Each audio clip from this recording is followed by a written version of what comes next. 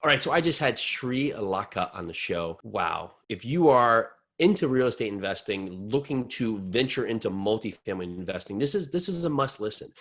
Shri has had a lot of things, a lot of hurdles that she overcome to really just find her success. But it started with her setting up the vision of where her and her family wanted to go to, and then not taking what is showing on face value as reality. We talk about finding more square footage to grow bedrooms and to add bedrooms to units. We talk about conversions, a hotel to a multifamily conversion, and investing with rent control in multifamily in California. I mean, we cover so many topics, and just a little bit more about Shri. She's an investor in San Francisco Bay Area. She's been investing in multifamily since 2014.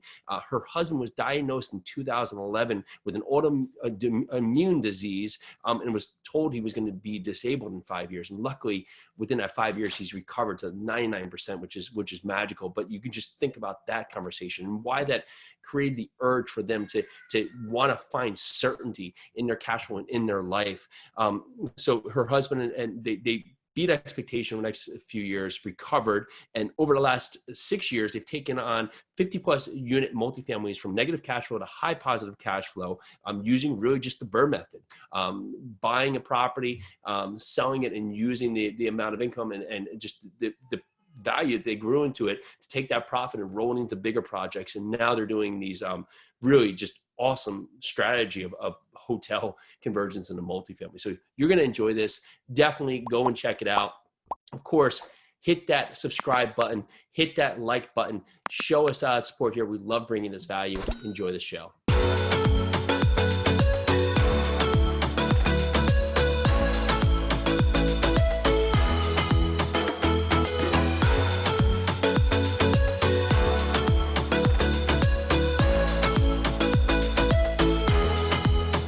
All right, so welcome back. Hi, Shri. How are you? I'm good, Jason. Good to be here. Well, I'm excited to have you on the show. You're in San Francisco doing this podcast early because you have kids, and we had that connection. So I'm excited to talk to you more. Just because it's always fun to see when you're able to do this on such a high level, and you have so many different components going on in your life. So Peely does the same thing. She's helpful, and with COVID and being home, we had to really hone in our roles, because when you have the moments, you have to put those moments to work, right? So it almost makes you have to be more efficient, because you know that your time, any moment, someone might be running in with a bumblebee or something, so, screaming at the top of their lungs. So what has been some of the most efficient things with you? Because you had your husband diagnosed with an autoimmune disease back in 2011, right? So Right. you chose to take that step here from going from the BRRRR method into multifamily investment in 2014. And now this next step, right? It's almost like bring it on at this point, right? So you're ready to go. Yeah. How have you evolved, and how have you set yourself up with where you currently are investing in multifamily? Yeah. So, sorry, did you say how did you get set up to this point? Yeah. So at this stage where you're working in multifamily, what would have been some of the key factors for you finding so much success? Yeah. So I think it all stems from why you're doing what you're doing. I really think that if you are clear on why you're pursuing this path, it's much easier to make changes. It's much easier to go where the market's going and make decisions, take chances, all of that stuff. I think that helped us hone in on exactly what our strategies were when we started. Because for your listeners, my backstory is my husband did get sick, and we wanted some stability. That was our motivation back then, is we wanted to get rid of all this uncertainty and know for sure we had a certain amount of money coming in. He did get better in a year and a half, and he's been operating at like 99% ever since. So that helped us supercharge this even more to fast track kind of our financial freedom. That was always been our goal. And then of course the first few years we had the benefit of not having, a family. So we had just the two of us, we had time, we had double incomes, we had all that good stuff going for us. So we kind of supercharged it up front. And by the time my kids were born, my first kid was manageable. The second one was born, then we were like, okay, someone needs to get rid of that corporate job, because that kept us tied to that 9 to 5. And we had built up the portfolio to a point where I was more than replacing my income. And so I quit. And I, started doing real estate full time in 2018. So when you say So, uncertainty back there, it's a good narrative for listeners. Besides, of course, just the diagnosis, right? What was it about your job setting at the time that didn't give you that feeling of certainty? well, we always knew. I mean, my husband ran his own company, so that made a big difference to the uncertainty piece, right? When you run your own business, everything is it's in your control, but it's also a whole lot of uncertainty around how long of a runway do you really have. When you're an employee, you don't really think of it that way. You're worried only about being fired. Here, the uncertainty is kind of day to day. The business model is uncertain. Everything's uncertain, right? So I at that point had just, I had started working. So I was the kind of the pillar, and my husband was kind of doing the experiments. Yeah, sure. And we recognized that if he got sick, I mean, I could still keep working, but we really needed that passive income stream, and we wanted that certainty to know maybe businesses can do well or not do well. So what if we found ourselves 10 years from now with all the struggle, with not much saving, and in a bad position? So I did not want that. I said, that's not okay with me. If that means we need to do something on the side to ensure we are more secure 5-10 years down the line, then I'm going to do that. And us both, I mean, when we both come together, we're really good, because I'm kind of the research, the analytical idea person. My husband's really good at execution. And I mean, execution we both do, but he's really good at kind of really hitting the nail on the head with execution. So that came together over the next few years as we built up the portfolio. And we also sold. So this is something I really want to communicate to your listeners, which is you really in the early stages of building your multifamily portfolio, especially if you're doing it for yourself or your family as an investor, when you sell and trade up to larger number of units is when you really get that economies of scale, that exponential growth. Because with the BRRRR, you put in, 1x your down payment, you maybe make 2x, and you take 1x out, you put that 1x in, you get another 1x out. It's a linear growth. Whereas if you flip apartments in a year and a half or so, then you put in 1x, you get 2x, 2x becomes 4x, 4x becomes 8x really faster. So in half the number of deals, you get where you can get to. You are taking a little bit more of a chance, and we were able to do that because we had jobs, and we knew we wanted to fast track as opposed to take out cash flow at this point. Yeah, it's amazing. We actually just one of the things that is always is you have to be surveying where you are with your properties, because when you start with the property, you say you have a trajectory of a 7-year hold, right? You may look at that and say, okay, I'm going to hold it for 7 years, but if you're not looking at year 1, year 2, like what's the market doing, like how's my asset performing, to look at your opportunity going out. So we actually exited our 94 unit back in January, 2.5 years into a 7-year hold, just because so many changes had happened that weren't there when we first brought the property, and path of progress and just some of the comps for sales that we weren't expecting, and it just gave us that carryover. But your message here, this about knowing what you want, what I find is really paramount, really important for people, is that you can spend your life really just escaping what you don't think you want, or you can really be searching for your destiny, right? And if you don't have why or where you're focusing on, well, then you're going to be stuck escaping instead of spending the time searching. So you guys said, put all that energy into saying, okay, here's what we are, and here's where we want to get to, and now we're going to search for that next step, and it became multifamily and your ability to scale up. And where do you invest? Like what type of properties did you first start out? Because you're in California. Where was your focus, and where have you moved to now? Yeah, so my first deal was in Dallas, in Texas, because I bought into the narrative that you really can't make cash flow or money in California.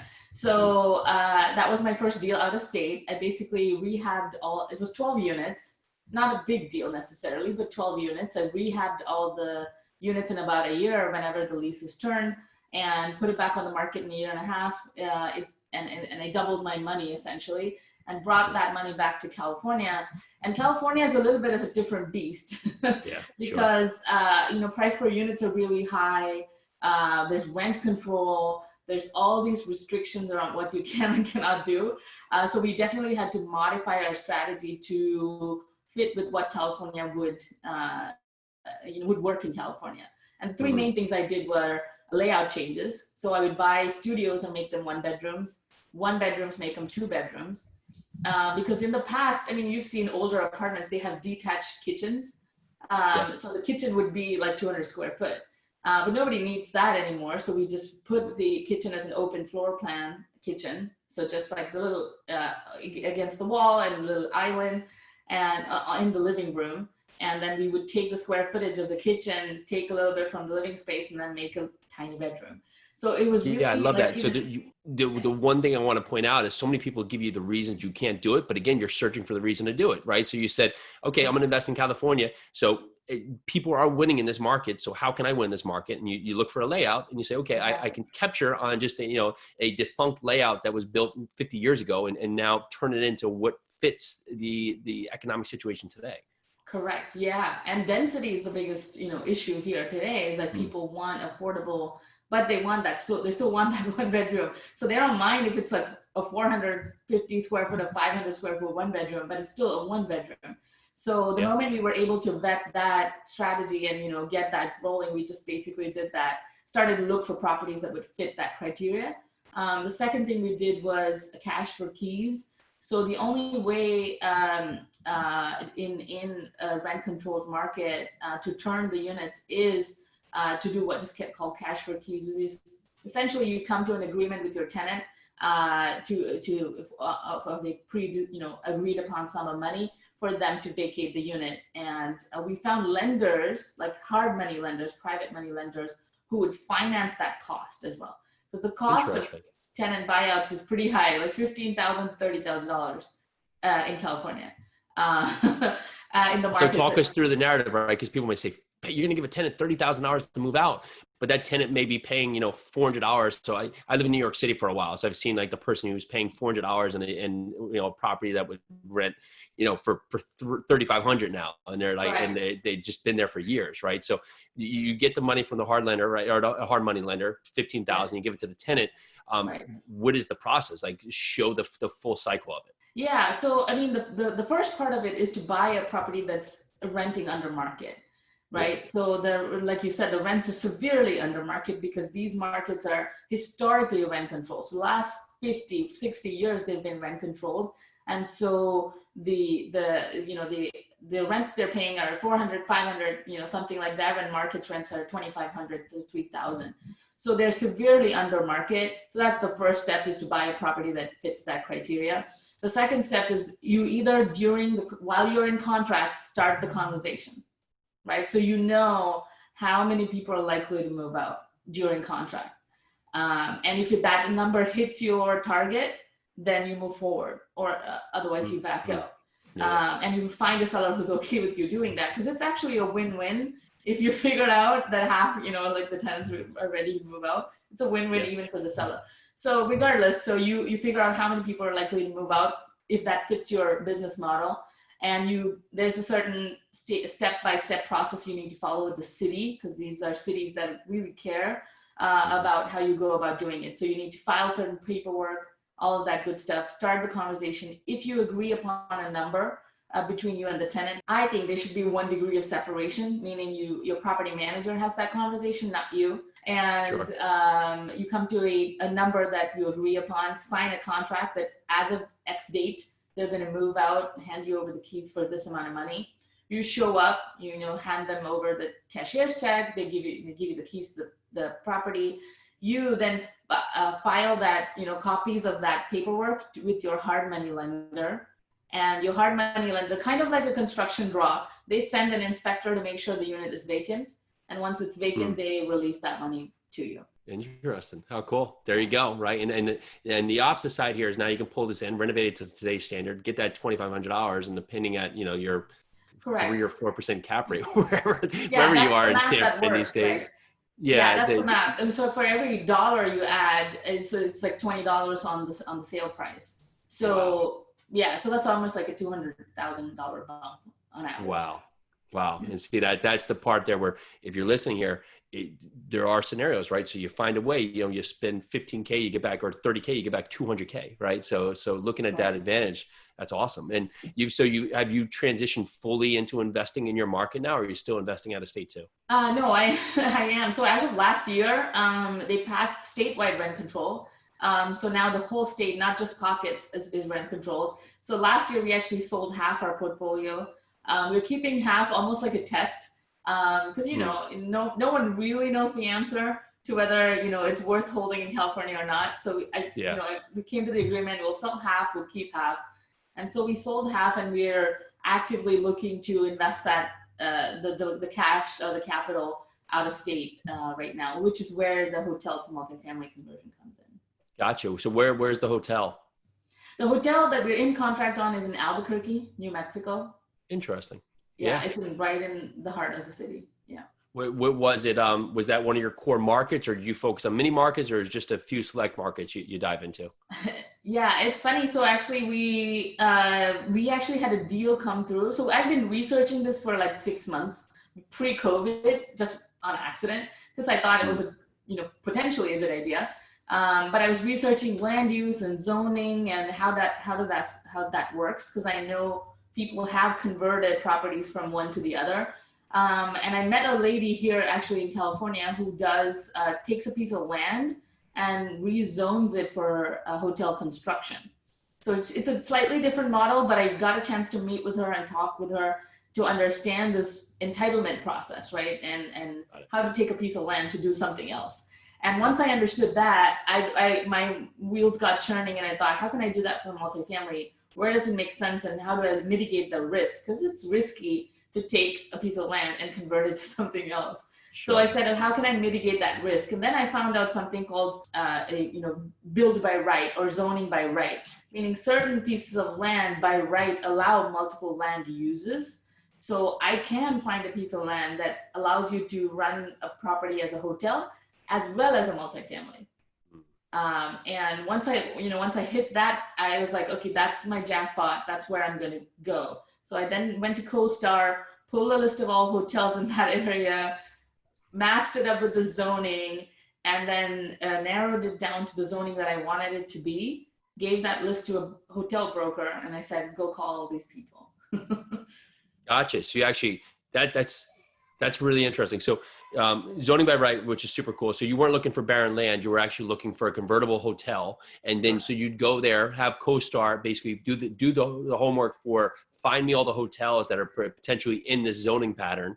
And then you went to a hotel broker, and that step, and you literally just said, start knocking on doors and see what it was. What was it that, because many times you hear the narrative. So, my wife's from Hawaii, right? So someone was talking to us about a hotel, and but you would never convert it to multifamily because the numbers work so much better as a hotel pre-COVID, right? So now who knows what that hotel will be. Right. But that said, what was the metrics for what you were looking at from a opportunity standpoint? Yeah, so this only works in hotels that are a little bit older and like built in the 70s, 60s. That are not operating at capacity. They're in markets where a lot of new hotels have come and taken away their market share, essentially. So they're not running at capacity. They're really not doing so well. And combined with COVID, they are ready to sell. So it's been a series of problems for them that have brought them to the point where they're ready to sell. Those markets also have housing shortages, so their rents have gone up significantly over the last few years. And that kind of perfect storm is what makes for a good deal. Also, multifamily cap rates are lower than hotel cap rates. So if you can get the price low enough and you buy low enough, and you do the renovations, and then you're selling at a lower cap rate, that's a good thing, right? You want to sell at a lower cap rate. Sure. That gets you a higher price. So I buy it, let's say $20,000 a door, put in about $15,000 and sell at $65,000 a door. So is the intent for this? This is not a hold. This is basically a flip in terms is how you're treating it, or what's the business? Not plan? Really. It actually does cash flow really well as well. So for us, one of the reasons why we sold half our portfolio in California was we were seeking that cash flow. So we are intending to keep this one for cash flow, honestly, but it has both. It has the cash flow today, meaning once it's stabilized, and it has that upside when I choose to sell. So it has both in it, built into it. So like I said, it doesn't work. Your studio method here of converting a lot of these to one bedrooms here, or is that you do? No, we're not converting them one bedrooms because hotels are already pretty small. The room sizes are about like 375 square foot. So it really is hard to eke out a one bedroom in there, but we're trying to get as much as we can out of that studio. So we're trying to do washer dryer in there, like a full kitchen instead of like a, kitchenette, a full bath, all of that good stuff. So we're trying to do as much as we can with the space.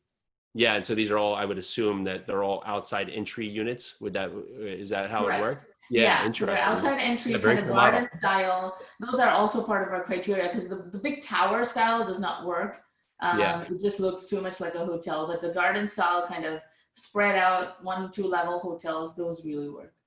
Got it. And Albuquerque, that was a market you invested in prior, or this was your first opportunity going into it? First opportunity, yeah. We have not been in that market before, but we've traveled there. We've kind of scoped it out. It wasn't, part of our original plan, but once we saw one deal happen there, so we knew the zoning definitely allows for that in Albuquerque. So we just kind of pursued that. But now I'm, doing my research to find other cities that have similar zoning opportunities. That's great. And see, again, you find a way. That's so cool. So where does your direction go for your company now? What are we looking at in the future pushing forward? I mean, you keep what I think is amazing. And although you invest in multifamily is where people can get stuck, is that you're not just stuck in one part and say, this is what I do. And you're just basically fighting against a rock the whole time. You keep transitioning with really what happens, right? So, okay, come back to California here because I can convert these. Okay, the whole state's rent control. I'm going to sell this off. I'm going to move to another market. I'm going to look at, some things are highly overpriced in the multifamily world right now. So I'm going to look at another sector that's really suffering, like hotels, and convert them. I mean, what's next? What are we doing that I'm missing? What's next is pretty much just scaling this part of it. So we are in contract on the first deal. We want to see that through execution.